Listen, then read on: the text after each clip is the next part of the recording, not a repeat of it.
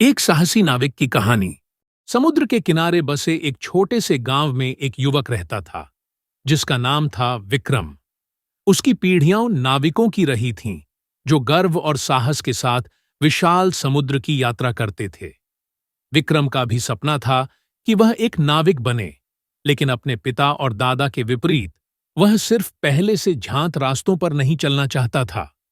उसका सपना था अनजान पानी में यात्रा करने का और नई भूमि की खोज करने का। विक्रम के पिता, जो एक अनुभवी कप्तान थे, अक्सर उसे सावधान करते हुए कहते, बेटा, समुद्र अनिश्चित है, उन रास्तों पर ही चलना बेहतर है जो हमें पता है। ऐसे सपनों के पीछे अपनी जान जोखिम में डालने की जरूरत नहीं है जो शायद कभी पूरे न हों। लेकिन विक्रम के दिल में कुछ बड़ा करने की इच्छा थी।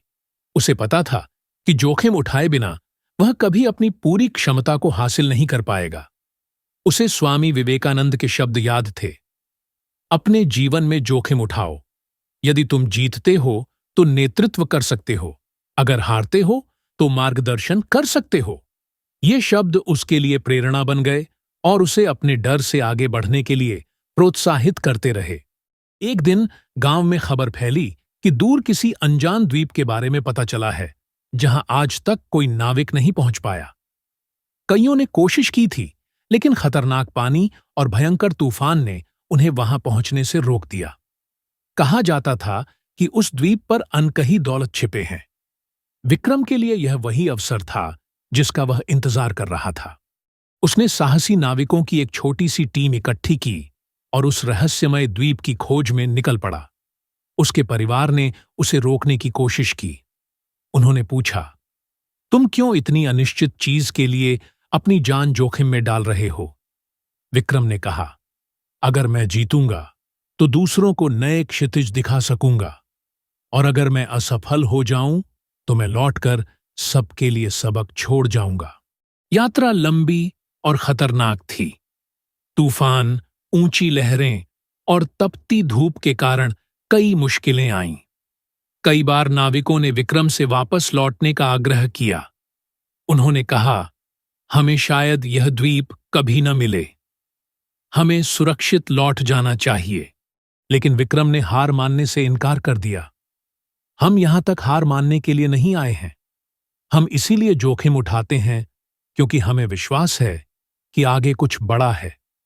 अगर हम अभी रुक गए तो हमें कभी पता नहीं चलेगा कि उस पार क्या है। सप्ताह बीतते गए और आखिरकार उनका जहाज एक विशाल तूफान की ओर बढ़ा। हवाएं जोरों से चलने लगीं और लहरें जहाज पर जोरों से टकराने लगीं। पूरी टीम घबरा गई, लेकिन विक्रम शांत और दृढ़ बना रहा।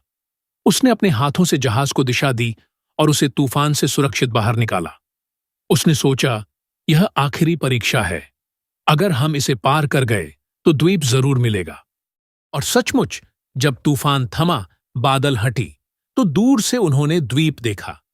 वह द्वीप उतना ही सुंदर और रहस्यमय था जितना उन्होंने कल्पना की थी। विक्रम ने वहां पहुंचकर वह कर दिखाया जो कई लोग नहीं कर पाए थे। उसने जोखिम उठाया था और अब वह उन नाविकों का नेता बन गया था जो नए रास्तों की तलाश में थे।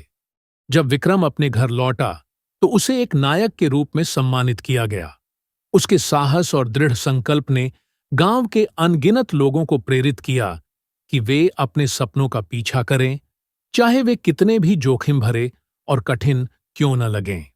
लेकिन विक्रम ने केवल अपनी सफलता से प्रेरित नहीं किया।